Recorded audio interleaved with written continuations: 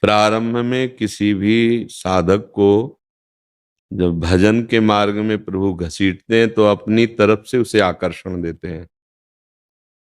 वृंदावन की बात सुनकर, भगवत चर्चा सुनकर, नाम महिमा सुनकर एक आकर्षण होता है हमारे हृदय में। बिना साधन के एक आनंद, एक ऐसी पुलकन होती है कि हम नाम जप में लग जाते हैं, हम भगवत मार्ग में लग जाते हैं, हम व्यसन छोड़ देते हैं। ये कृपा से होता है। फिर साधक जब उस पर चलता है तो उसे छोड़ा जाता है। आप अपने पैरों के बल खड़े हो। जैसे प्रारंभ में माँ अंगुली पकड़ के चलाती, फिर ऐसे रखने लगती, चलो चलो। फिर जब देख लेती अब इसके पैर पुष्ट हो गए, तब वो आराम, हाँ चलो हम देख रहे हैं। ऐसे ही प्रारंभ में हमें भजन में जो सुख मिलता है कि पहले जो आनंद आता था अब नहीं आता। पहले जब वृंदावन आते थे तो ऐसे, वो कृपा से होता है। अब आपको चलना होगा। आपको सुख मिले या न सुख मिले, जो नाम जप कर रहे हो वो कभी व्यर्थ नहीं जाएगा, वो अविनाशी है। अब वो आपके पापों को नष्ट कर रहा है, अनर्थ को नष्ट कर रहा है। वो सत्य है, वो अविनाशी है, वो चिदानंद है। हम जिसे राधा राधा राधा जप रहे हैं, अब मन भाग रहा है, मन विषय चिंतन कर रहा है, मन गंदे संकल्प कर रहा है। हमें बिल्कुल नहीं डरना। क्यों? क्योंकि नाम जप उसे खाली कर रहा है, उसकी गंदगी हटा रहा है। अब जब तक ये गंदगी नहीं हटेगी तब तक आनंद नहीं मिलेगा। और जहां ये हटा तो राधा नाम सुधारसम रसी तुम जिह्वास्तु में विह्वला, हृदय विकल हो जाएगा और अश्रु चलने लगेंगे, रोमांच होने लगेगा। फिर उसी नाम में नामी का रूप झलकने लगेगा, जो प्रभु का स्वरूप है। बस हो गया, आप किसी को सिखाने की जरूरत नहीं, वो भाग पड़ेगा। जहां स्वाद मिला भाग पड़ा। अभी हमें स्वाद नहीं मिल रहा। जैसे पित्त का रोग बढ़ जाए तो मिश्री मीठी होती है, पर वो मीठी नहीं लगेगी, कड़वाहट सी लगेगी। अगर हम उससे नियम पूर्वक रोज पाए तो वही मिश्री पित्त का समन करके हमारी जबान को मीठा मीठा लगने लगेगी। ऐसे ही हमारे अंदर वासनाओं का जहर भर गया है।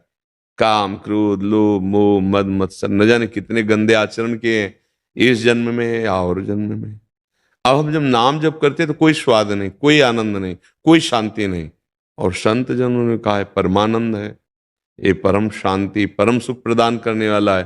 तो हमारा स्वाद भले नहीं बन रहा, पर डॉक्टर ने कहा है कि ये तुम्हें रोग रहित कर देगा, तो हम दवा खाते हैं। ऐसे ही हम गुरु आज्ञा मानकर नाम जप करें, एक दिन सब ठीक हो जाएगा। हमारे गांवों में जब किसी को कोबरा सांप काटता था तो उसकी पहचान किसे विष चढ़ाए कि नहीं, नीम की पत्ती खवाई जाती थी। ये हमने देखा है, मंत्रों का प्रभाव देखा है। जैसे आजकल कहते हैं ना, अरे कोई मंत्र नहीं, हाँ आप सिद्ध नहीं कर पा रहे इसलिए है, नहीं मंत्रों का प्रभाव देखा है। वो आए फूल की थाली कांसे की, उसमें मंत्र लिखा हो, ऐसे पीठ में ऐसे दूर से वो ऐसे चिपक गई जाके। पहला लक्षण कि जहरीले सांप ने काटा, चढ़ गया। अब नीम की पत्ती खाए, उससे पूछा जाता है कैसी लग रही, बोला मीठी, मतलब जहर चढ़ गया। तो हमारे ऊपर माया का जहर चढ़ा है।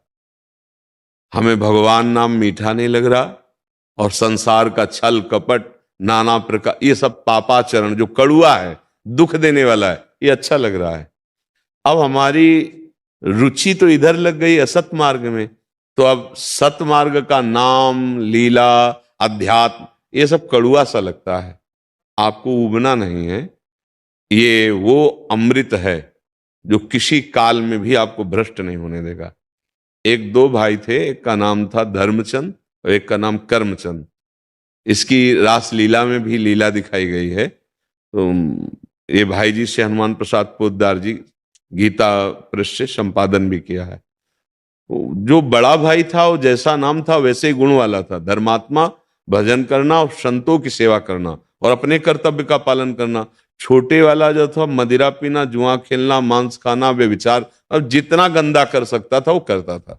बड़े भाई को चिंता हुई कि इसका कल्याण होना चाहिए, क्योंकि हम जिस गर्भ से पैदा हुए उसी गर्भ से ये पैदा हुआ, पर ये आचरण ऐसे कर रहा है कि नरक जाएगा। अब बड़े भाई संतों की सेवा करते थे, तो जहां संत मिलते उनको मना के लाते, घर में चरण धोते, उनको प्रसाद पवाते, और अगर वो आ जाता तो गालियां देता संतों को, क्या क्या कड़वे शब्द। और उसका ऊपर मकान था, और उसका नीचे मकान था। जो धर्मात्मा था वो नीचे रहता था, छोटे वाले को ऊपर। प्राय ऐसा होता था, जब संत गाते और वो कहीं से आ जाता तो गालियां देते, तो पहले संतों से कह देते कि एक हमारा भाई है, ऐसा ऐसा नशा करता है, अगर वो गाली दे तो आप लोग नाराज मत होना, ऐसा कह दे। एक बार अयोध्या के संत मंडली उधर से निकली तो उनको प्रार्थना करके घर ले गए। उनको भोजन पवा ही रहे थे कि वो शराब के नशे में झूमता हुआ आया और खूब गाली भाई को भी और संतों को दी और ऊपर चढ़ गया। तो जो उसमें मुखिया संत थे, उनका क्या चरित्र है आपका कि आप सम्मान से लाते हो और अपने भाई से अपमान। बोले भगवान, ये हमारे बस का नहीं, बहुत दुष्ट स्वभाव का है, अगर हम बोले तो हम पर प्रहार भी कर देगा, लेकिन हम चाहते हैं कि इसका उद्धार। बोले चाहते हो? बोले हाँ। बोले तो आज इसका उद्धार कर ही के हम जाएंगे। चले गए। वो दरवाजा बंद किए, अपने आसन पे शराब पिए था, लेट गया था जाके। अब अगर कहते खोलो तो भाई की आवाज है नहीं, वो खोलेगा है नहीं। तो शंख घंटा आदि बजे तो उसको लगा कि संत गए, तब फिर गाली देने के लिए भाई को कि ऐसे संतों को लिवा के ला। जो ये दरवाजा खोला वो तगड़े संत थे, चढ़ बैठे गिरा के। बोले राम बोल। देखो स्वाद मिले ना मिले, भाव बने ना बने, महिमा देखो। बोले राम बोल। हाँ नहीं बोलेंगे तो बोले जान से मार देंगे। ऊपर चढ़े बैठे, बोल राम बोल। और उसको लगा इतना तगड़ा बाबा जी कहीं सही में ना मार दे। राम बोले, एक बार और बोल राम। हाँ बोले राम। हट गए। बोले बेटा, मेरे प्रताप से ये तुम्हारे कल्याण का बीज बो दिया, इसकी कीमत मत। अरे बोले चल यहां से, कीमत। और उसको श्रद्धा थी नहीं, अश्रद्धा से जबरदस्ती भयपूर्वक 2 बार नाम कहवाया। कुछ दिन बाद उसको कैंसर हुआ और शरीर पूरा हुआ। जब शरीर पूरा हुआ तो यमदूत आए, उसको ले गए। तो धर्मराज के दरबार में उसका न्याय रखा गया कि इस जीव की दुर्गति, क्योंकि बहुत पाप की, लेकिन 2 बार संत के मुख से राम राम कहलाया। अब तो उससे पूछा जो सुख चाहो बोल दो, फिर तुम्हें नरकों का दुख भोगना पड़ेगा। बोले क्यों? बोले 2 बार राम राम संत के कहलाने से कहा। बोले आप बता दो इसकी कीमत क्या है तो हम उस हिसाब से मांगे। हिम्मत नहीं हुई कि राम नाम की कीमत बोल देंगे क्या? अब वो हंस गए। 2 बार राम राम का, अब इसकी क्या कीमत हम बता दें? बोले हमें जब तक कीमत नहीं पता चलेगी तब तक हम आपको, अच्छा जब तक उसका हिसाब नहीं होगा तब तक नरक नहीं भेज सकते, क्योंकि 2 बार राम राम लिया है। देवराज इंद्र का स्मरण किया, देवराज इंद्र आ गए, क्योंकि दैवी शक्ति है वो। तो क्या समस्या है? बोले इस पापी जीवात्मा ने 2 बार राम राम कहा है, इसका फल इसको क्या दे? ये मेरे बस की बात नहीं कि राम राम का हम फल बता दें, ये तो भगवान ब्रह्मा जी बता सकते हैं, सृष्टि रचयिता है। जीवात्मा ने कहा अब अपने हटावे दूतों को, ये जो बड़े भयानक यमदूत थे, ये हमें छुए ना। अब जहां आपको ले चलना है हमको ले चलो। तो उसमें तो ऐसा दिखाया कि पालकी में बैठा जीवात्मा और एक तरफ देवराज इंद्र, एक तरफ धर्मराज, ब्रह्म सभा में गए। ब्रह्मा जी देखकर आश्चर्यचकित हो गए कि कौन इतना बड़ा पुण्य आत्मा है जिसको ये लोकपाल अपने कांधों पे ला रहे। क्या बात? वहां बात रखी, क्योंकि प्रपितामह सबसे बड़े ब्रह्मा जी हैं, प्रजापति हैं, परमेष्ठी पद है। कहा 2 बार राम राम कहा है, जीवन भर पाप किया है, अब इसका फल क्या होगा? ब्रह्मा जी ने कहा मेरी सामर्थ्य नहीं कि राम राम का फल हम बता सके। ब्रह्मा जी ने कहा रात दिन भगवान शिव रटते रहते, वहीं चलते हैं, परम वैष्णवाचार्य, परम ज्ञान समुद्र। कैलाश गए ब्रह्मा जी, धर्मराज, देवराज और वो जीवात्मा। भगवान शंकर से कहा 2 बार राम राम का फल बता दो। तो उनका ये तो नहीं मैं बता पाऊंगा कि राम नाम का फल क्या है, महिमा जरूर बता कि रा कह के जहर पी गए हलाहल, और माँ कह के कंठ में रुका है। एक बूंद पानी नहीं रुक सकते कंठ में, अगर वो कंठ में जरा रुक जाए तो खांस खांस के परेशान। हलाहल विष, बोले राम नाम, बड़ी महिमा बताई। बोले फल नहीं बता सकते, पूरा फाइनल ये तो भगवान ही बताएंगे जिनका नाम राम है। बोले चलो साकेतपुर। 2 बार राम राम कहने का फल, साथ में भगवान शंकर, ब्रह्मा जी, देवराजेंद्र, धर्मराज साकेतपुरी पहुंचे, भगवान के साकेत धाम। सिया राम जी सिंहासन पर विराजमान, हनुमान जी चरणों के पास में। प्रभु ने कहा आइए आइए, आप सब लोकपाल और ब्रह्मा जी और भगवान शिव कैसे एक साथ आगमन। बोले समस्या हो गई, ये जीवन भर पाप किया, कोई पुण्य नहीं, केवल 2 बार राम राम बोला। बोले प्रभु इसका फल क्या होगा? भगवान ने कहा बुलाओ उस जीवात्मा को, और गोद में बैठा लिया और दुलार किया। कहा महिमा तो बता सकता हूं, लेकिन पूरा फल मैं भी नहीं बता सकता। कहूं कहां लगी नाम बड़ाई, और राम न सके नाम गुन गाई। स्वयं भगवान नाम की पूर्ण महिमा नहीं वर्णन कर सकते।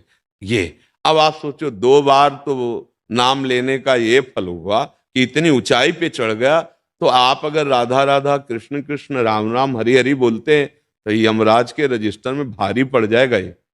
तो ऐसे नाम को हम अधिक से अधिक कमा लें, हर श्वास में कमा लें, हमारा भाव बने चाहे न बने।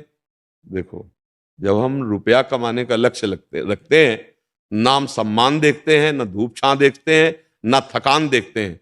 एक बार हित धाम में थे, तो लेबर लोग जो काम करते हैं ना, ऐसी धूप के निकलना मुश्किल, और उसमें वो काम कर रहे थे। उनका वो जो होता है क्या कहते, ठेकेदार, वो आया उनको गाली दे रहा था, गंदी गंदी गाली, है ऐसा ऐसा। ये हम दोनों दृश्य देख रहे थे, उनका पसीना चूना, मेहनत करना, वो गाली देना। जब वो चला गया तो हम कहा तुम लोग कुछ बोले नहीं? अरे बोले महाराज बोल देंगे तो शाम के 500 रुपया मिलता, वो भी नहीं देगा। 500 रुपया मिलेगा, रोटी दाल घर परिवार पाएगा। तो हमें लगा कि पेट पोषण के लिए इसमें इतनी सामर्थ्य आ गई है कि धूप सह रहा है, गाली सह रहा है, अपमान सह रहा है, और हम भगवत प्राप्ति करना चाहते हैं। और हम धूप नहीं सह सकते, हम गाली नहीं सह सकते, अपमान। इसका मतलब हमारे अंदर सही चाह नहीं है। सही चाह हो तो भारी से भारी अपमान हम हंस के सह लेंगे, क्योंकि हमें भगवत प्राप्ति करनी है। अगर हम नाम जप करें में स्वाद नहीं आ रहा, तो इतना तो पता है कि सत्य है, इतना तो पता है भगवान का नाम है, इतना तो पता है कि हमारा मंगल करेगा। अब स्वाद आवे चाहे ना आवे, हमें करना है। जैसे वो लेबर शाम के पैसा मिलेगा इस लालसा से गाली सह जाता है, धूप सह जाता है, रूखा सूखा खा के इतनी मेहनत करता है, तो हमारी शाम मंगलमयी होगी, हमारे जीवन की शाम निश्चित मंगलमयी होगी, क्योंकि परम धन हमारे पास नाम है। इसलिए अभी ये मत देखो कि स्वाद आ रहा है कि नहीं आ रहा, भाव बन रहा है कि नहीं बन रहा।